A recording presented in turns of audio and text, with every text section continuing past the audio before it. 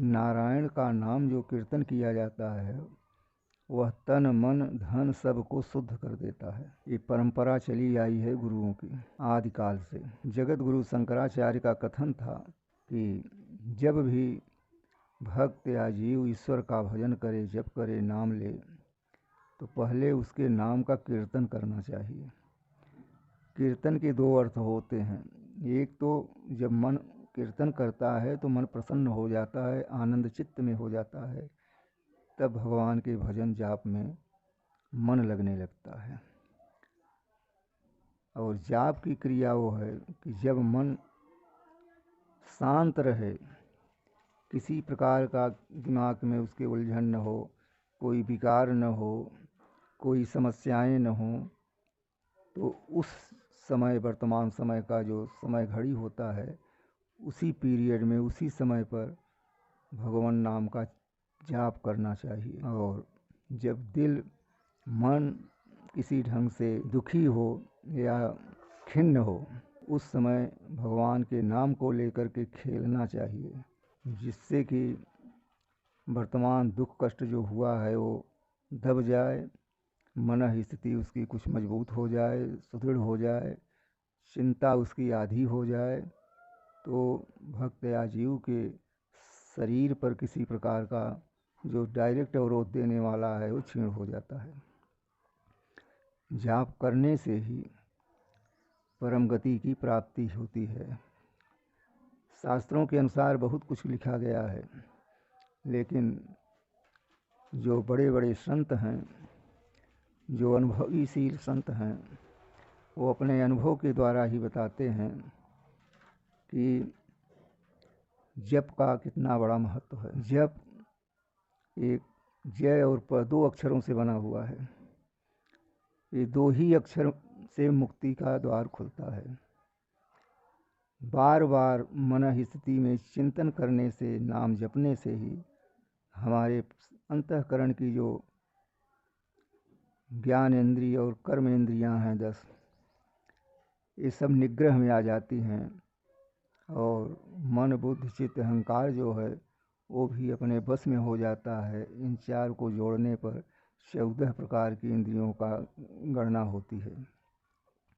शास्त्रों में तो इंद्रियों का 10 ही स्थान दिया है, लेकिन वेद में 14 का वर्णन आया है। इसलिए हमें 14 पर निग्रह प्राप्त करना चाहिए, जिससे कि पूर्णतः रूप से हम जप करें नाम का, तो नाम हमारे अंतःकरण में पहुंच करके और ज्योति की तरह प्रकाशमान हो करके हमें मुक्ति दिलावे, भगवान का दर्शन करावे। प्रभु बड़े विचित्र माया के होते हैं, अलौकिक बुद्धि उनकी है, कब वो क्या करते हैं कुछ समझ में नहीं आता है। बड़े बड़े महात्मा नाम जपते जपते जपते काफ़ी समय बीत जाता है, लेकिन परमात्मा का दर्शन नहीं हो पाता है। लेकिन उसी दर्शन के लिए ही जीव जब अपने अंतःकरण के 14 इंद्रियों का निग्रह करता है, तो उसकी पूरी संपूर्ण बाह्य और आंतरिक सब शुद्ध हो जाते हैं। तब भगवान का निर्मल स्वरूप उसी अंतःकरण के अंदर ही स्थित रहता है, और उस दिव्यमान हो करके भक्त को, साधक को दिखलाई देता है, और वही दर्शन है, उसी से मुक्ति की प्राप्ति होती है। नारायण का जाप सर्वश्रेष्ठ है। हम बार बार कहते हैं कि 4 अक्षर चारों चीज़ देता है, अर्थ धर्म काम और मोक्ष। तो इसलिए नारायण के नाम का जाप, कीर्तन जो भी समय मिल जाए, 10 मिनट 5 मिनट, सुबह दोपहर शाम, जब समय मिले तब कम से कम 1 माला जाप तो अवश्य करना चाहिए। इससे आपका सारा दिन खुशी से बीतेगा, और बिगड़ा हुआ काम आपका बड़े ही सरल ढंग से, देखने में तो कठिन लगेगा लेकिन बड़े सरलता से वो पूर्ण हो जाएगा। ये विश्वास करिए, क्योंकि संत लोग जो कहते हैं वो अनुभव करके कहते हैं। जब साधक संत या गुरु की बात मान लेता है और उस पर विश्वास करके उनके बताए हुए मार्ग का अनुसरण करता है, तभी वो साधक सिद्ध हो करके और साधना में प्रवीण होता है। देखिए, संसार में जब जन्म होता है तो अनेकों प्रकार की बाधाएं, अनेकों प्रकार के सुख सुविधाओं भोग को देख करके जीव उसी में लिप्त हो जाता है। नारी का अर्थ है माया। संस्कृत में नारी शब्द का जो अर्थ लिया गया हो नृ धातु से लिया गया है। नृ धातु से नारी का स्वरूप का वर्णन किया गया है। तो नृ से नृत्य भी होता है और नृ धातु से नेत्र भी होता है। ये संस्कृत का शब्द है व्याकरण के माध्यम से। तो अब नारी माया है, तो माया नृत्य भी करती है और माया देखती भी है। इन सब कारणों से हमें दूरी बनाने के लिए कि माया से भी दूर हो जाएं, माया हमारे ऊपर नाच न नचावे और हम नेत्र देखने से भी दूरी बनावें, जिससे कि माया हमें देख करके भ्रमित न करे।